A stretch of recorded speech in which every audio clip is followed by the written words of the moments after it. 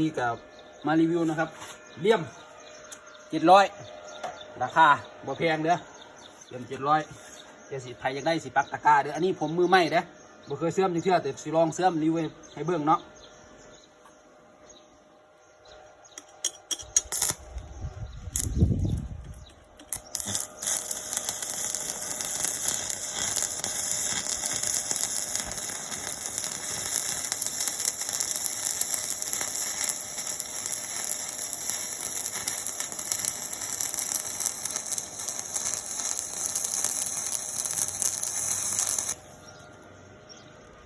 เอาเลือกเอาเนี้ย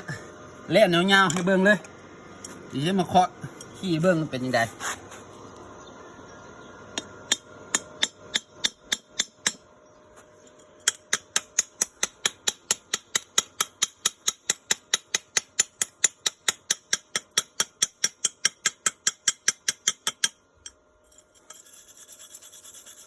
นี่เด้